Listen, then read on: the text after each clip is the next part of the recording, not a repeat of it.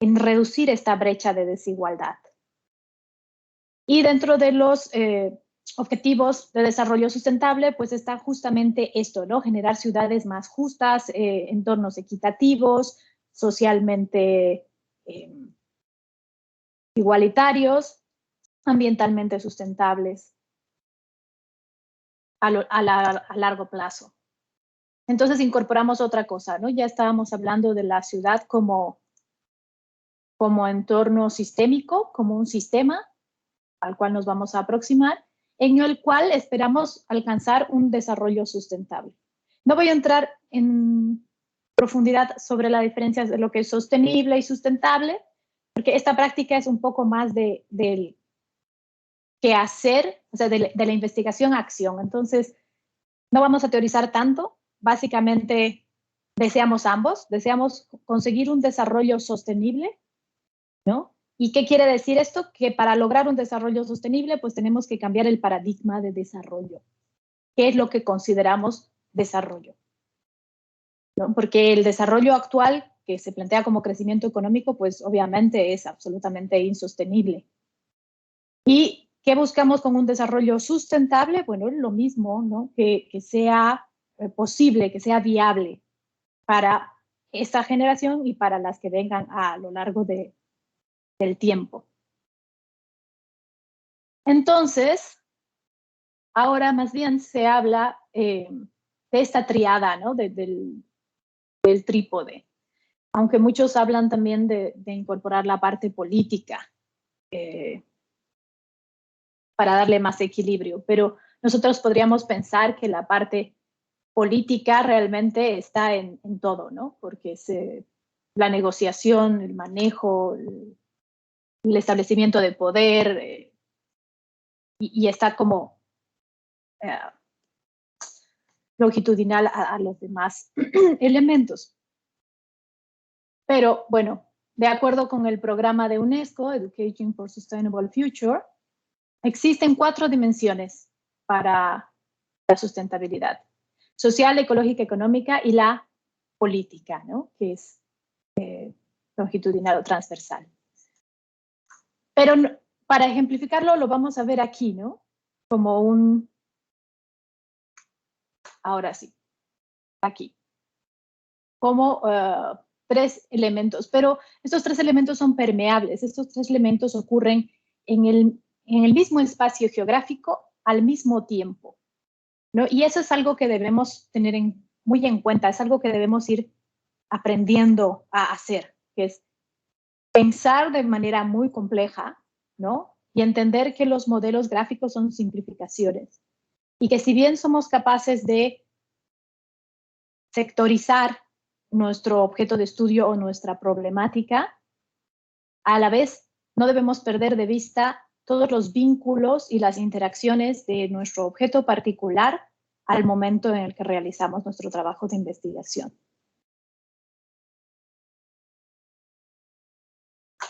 Bueno.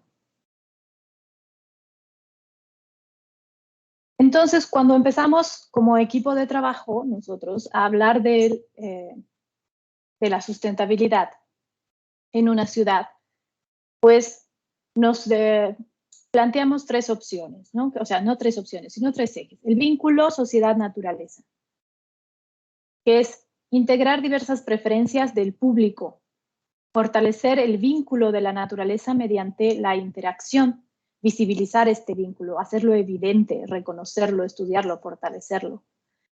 Y esto nos lleva a reconocer la profunda relación entre las personas y el entorno natural y mejorar la calidad de vida de los ciudadanos a través del manejo y fortalecimiento de este tipo de relación. Es necesario conocer, y para esto debemos generar una línea base de trabajo, establecer la condición actual de nuestros diversos recursos sociales, tecnológicos, naturales, culturales, evaluar los requerimientos funcionales de nuestro sistema. No es simplemente arrancar con algo. Debemos conocer cuáles son los vacíos existentes en el sistema, dónde debemos aportar, porque también nos movemos en esfuerzos limitados en recursos y energía. Entonces, debemos identificar dónde la inversión de esta energía va a generar el resultado deseado.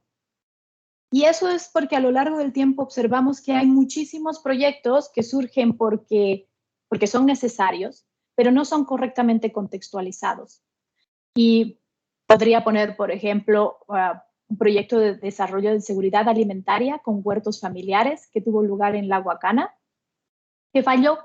Las familias no, o sea, recibieron todo el material, recibieron toda la capacitación, pero no desarrollaron sus huertos, no funcionó, se cayó el proyecto, ¿no? Y entonces la pregunta es, ¿por qué? ¿Por qué ocurre esto? ¿Por qué se caen este tipo de proyectos? Y fue durante una reunión de planeación en el que, graciosamente, se sirvió pozole de olla y me puse a observar, bueno, los platos cuando terminaban de comer y absolutamente todos los platos tenían las verduras en ellos. Entonces, con el equipo de seguridad alimentaria les dije, por eso se cayó el proyecto, porque no hay una necesidad, no existe una necesidad que fuera cubierta por los huertos urbanos. Primero tienes que modificar la dieta, generar un hábito de consumo de verduras para que quieran verduras y entonces le dediquen esfuerzo al crecimiento de las verduras, ¿no? Entonces, es así, tan simple como eso. Nosotros necesitamos ver nuestro sistema e identificar, antes de plantear cualquier esfuerzo, dónde poner ese esfuerzo. Y bueno, todo esto para poco a poco en una ciudad producir infraestructura verde multifuncional. ¿Multifuncional en qué sentido? No solo brinda los servicios o las funciones ecológicas que se conocen, también brinda funciones culturales y espacios de generación de identidad, ¿no? Adicionalmente, pueden incorporarse en las ciudades las funciones productivas, pero vamos a hablar tal vez un poco de esto hasta el final, porque la parte de la función productiva es bastante compleja en la ciudad. Entonces, la sustentabilidad no es una meta alcanzable a corto plazo. Lograr estas modificaciones y estas condiciones no es algo que vayamos a conseguir hoy, mañana, en 3 años, en 5 años, en 10 años. No es algo que vayamos a conseguir en 20 años. Y entonces eso nos lleva a considerar varios ejes de trabajo, varios equipos, varios actores. Y bueno, pues entonces hablemos un poco de nuestro proyecto del triatlón. Para este proyecto, lo que inicialmente hicimos fue dibujar nuestro sistema urbano, ¿sí? Nuestro sistema socioecológico urbano. Entonces, tenemos los ecosistemas, o sea, tenemos la ciudad, que tiene un límite abierto, ¿sí? Quiere decir que hay importaciones de materia, energía e información y hay exportaciones. Aparte, este sistema se va expandiendo geográficamente. Lo que ocurre en el límite, en la zona periurbana, ¿no? Es producción agropecuaria, que es el periurbano, como espacio de resistencia, de transformación. Y hay muchos trabajos de investigación que se están llevando a cabo en este espacio, que tiene unas dinámicas particulares, y además que es muy importante para la consolidación de nuevos espacios urbanos sustentables. Tenemos subsistemas como el de movilidad y transporte, como el de producción industrial. Incluso el subsistema de producción agropecuaria puede ocurrir al interior también de la ciudad. Tenemos subsistemas, podríamos decir, institucionales, donde hay organizaciones civiles, están las oficinas de gobierno y están los actores académicos, porque no somos académicos y nos teníamos que dibujar en la gráfica, ¿no? Y la población. Entonces, cuando fuimos trabajando este gráfico, dijimos, bueno, si vamos a modificar algo, necesitamos a todos, ¿no? De alguna forma necesitamos que interactúen todos. porque no va a ser sencillo modificar todo un sistema urbano si no contamos con la mayoría de los actores. ¿Y cuál es el sistema que queríamos modificar? Bueno, pues es la ciudad de Morelia, que se encuentra en el estado de Michoacán, centro, se puede decir centro occidente de México. Es el municipio de Morelia ocupa, perdón, tengo mala memoria, ocupa una superficie de 1.340 kilómetros cuadrados y tiene una población de 784,000 habitantes, un poco menos de 1 millón de habitantes. Entonces, es una ciudad colonial que tiene un centro histórico reconocido por la UNESCO y fue construido con grandes edificaciones conventuales. Quiere decir que hay grandes edificios que ocupan una cuadra completa al centro de la ciudad. Pero adicionalmente, no es una ciudad que cuente con áreas verdes urbanas grandes. No cuenta con pulmones suficientes. ¿Sí? La cantidad de áreas verdes está muy por debajo de lo que se podría considerar óptimo para una buena calidad de vida. Pero este es nuestro sistema urbano. Es una ciudad media que ha tenido una explosión demográfica en el año 2000, del 90 al 2000 hay una enorme expansión y actualmente experimenta un gran crecimiento de infraestructura y no así de población. ¿Qué quiere decir esto? Tenemos más casas que habitantes.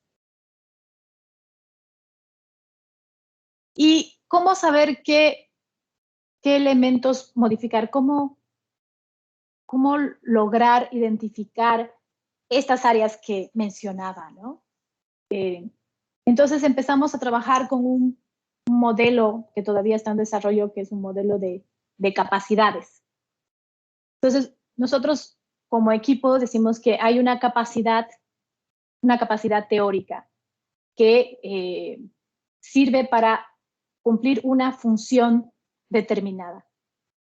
Por ejemplo, para llevar a cabo el ideal de monitoreo, que es mapeo, medición y manejo. ¿Sí? Entonces, para realizar esta función necesitamos ciertas capacidades individuales. Luego está la capacidad normal, que es la que está en gris, que es la que se presenta en el sistema. ¿Sí? Procesos y flujos existentes que producen el fenosistema o el paisaje observable, percibible, el sistema que vemos. Ahora, existe una capacidad funcional y esta es la que a nosotros nos interesaba explorar. ¿Qué sería una capacidad funcional? Hay ciertos elementos en los sistemas que permiten realizar tareas que normalmente no realizamos. Y esto genera que no necesites invertir en desarrollar esas capacidades, bueno, esas habilidades dentro del sistema. Un ejemplo, cuando hablamos de medición de biomasa en un bosque templado, nos vamos con comunidades que hacen manejo de madera. Esas comunidades ya tienen, no hacen medición de biomasa como tal para carbono, pero hacen la medición del cubitaje de madera para la extracción de este recurso. Entonces ellos ya tienen habilidades de mediciones dasométricas, parcelamiento, toma de muestras, ¿no? Si nos vamos a una comunidad que tiene un manejo agropecuario y queremos hacer una medición de biomasa, esta comunidad no tiene esas habilidades ya desarrolladas. Por lo tanto, la capacidad funcional para medir biomasa en una comunidad es mayor que en otra comunidad. Entonces, esto mismo pasa en las ciudades. Tenemos una capacidad normal, pero existe una capacidad funcional. Y esa es la que nos interesaba explorar.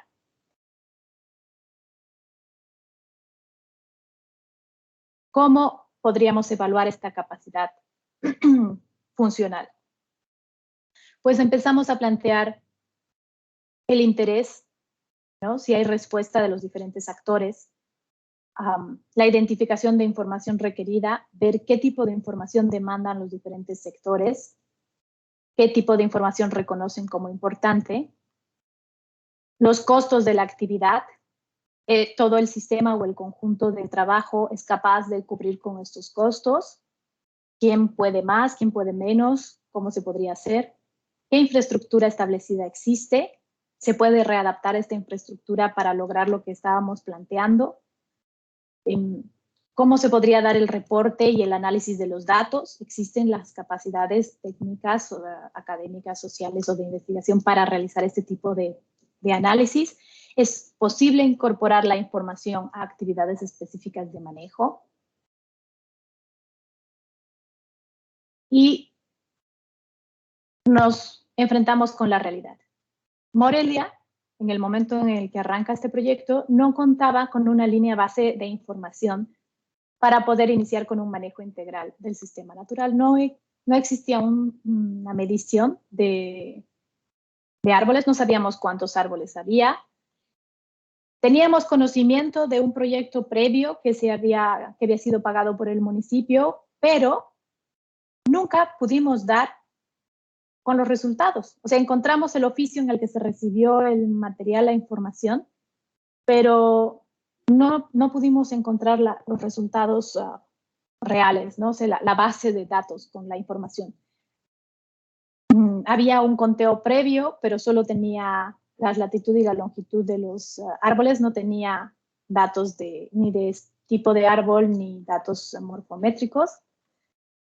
Y el equipo arranca con un dueto que es el Instituto Municipal de Planeación de Morelia, el INPLAN, y el Centro de Investigación en Geografía Ambiental. Y empezamos a medir nuestro primero eje de atención, que es el interés. Mandamos una invitación. Mandamos una invitación a todos los actores que pudieran estar interesados con la sugerencia de que si ellos consideraban que alguien más podría estar interesado, pues circularan la invitación. Y finalmente terminamos con un equipo de el dueto inicial más 3 universidades, la Universidad Michoacana de San Nicolás de Hidalgo, el Instituto Tecnológico del Valle de Morelia y bueno, la UNAM, 3 oficinas de gobierno, una federal y 2 municipales, que era la Dirección de Parques y Jardines, la Dirección de Medio Ambiente Municipal y la federal fue la Comisión Forestal del Estado de Michoacán. Y una organización social que fue Reforestamos México, que se unió al equipo. ¿Cómo lo hicimos? Pues arrancamos con la convocatoria, que es la promoción y búsqueda de patrocinadores. Se acordó el nombre del proyecto y este surge básicamente de